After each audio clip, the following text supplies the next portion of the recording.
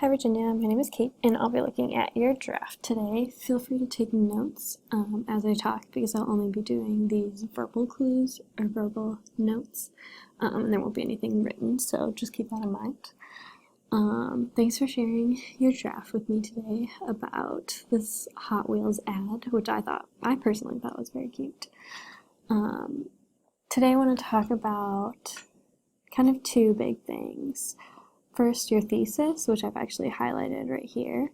And then second, I think that you have all of your ideas and points in this paper. I just think you could consider moving the order around in which you present them to make them a little bit more focused. So first, let's talk about your thesis. As it stands right now, this seems to me like it's your thesis. The Hot Wheels advertisement does not contain enough persuasion because it does not persuade every viewer.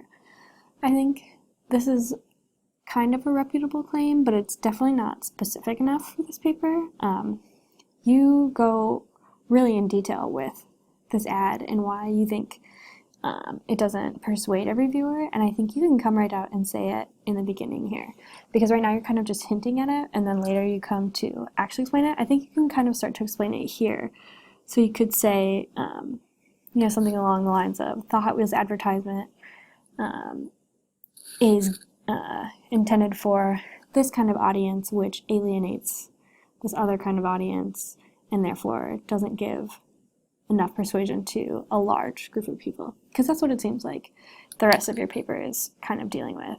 And the two audiences I'm referring to are like the older generation of audience and then the kids who are asking the older parents about the audience, which you talk about a little bit later. But I think you could come out and say that here so that your reader knows what you really will be arguing throughout the paper, because looking back at your prompt, developing an argument is the main part of this. So I think introducing that argument as soon as possible will be the most beneficial for you. Alright, so let's see. This paragraph is obviously the description of the ad, but I'm wondering if you could use this first sentence to kind of give more of like a topic sentence or like a claim about what it looks like and what the intentions were behind it, maybe, because as it stands right now this is just a relaying of facts, and I think it'll be a little bit more effective if you can make a claim from this fact, this section of facts I should say. Usually we work with doing topic sentences to start each paragraph. So a topic sentence would be like that overarching claim, and then the rest of the paragraph proves that claim true. So that's a little hard to do when you're describing something so factually, but I still think you can make like a broader claim about this ad just in like that introduction sentence there. Then moving down to your next paragraph, you've got a lot of ideas going on in this whole paragraph, but it seems that it starts to be the company or product being advertised in this image is not directly clear despite the presence of the logo. When I talk about topic sentences, usually they're the first sentence in a paragraph. They don't always have to be, but it's normally best to put them in front as you're still becoming a better writer, because that's kind of pretty advanced, putting your topic sentence somewhere else in the paper, or in the paragraph, sorry.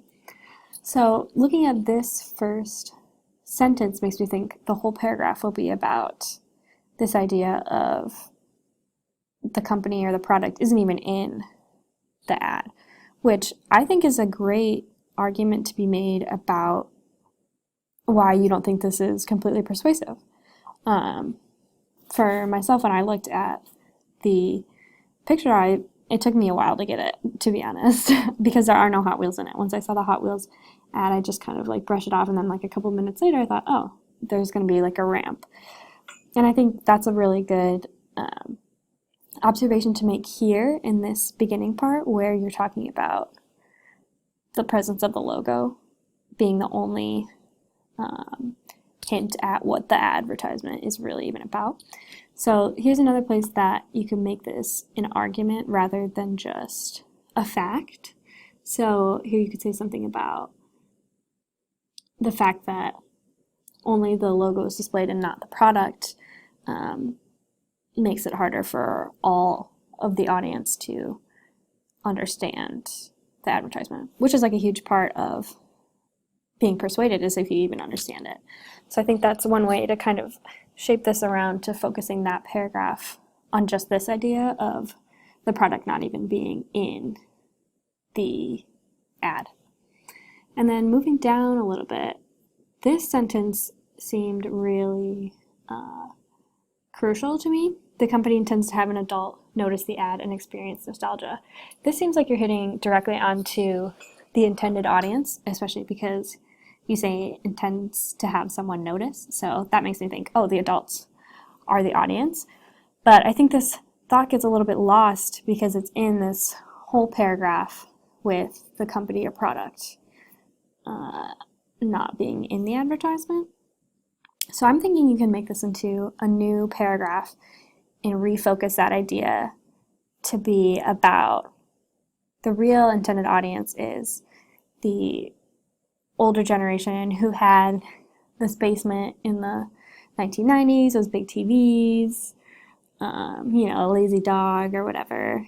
And you can focus that a little bit more on the intended audience, because I think this is where you hit it the most.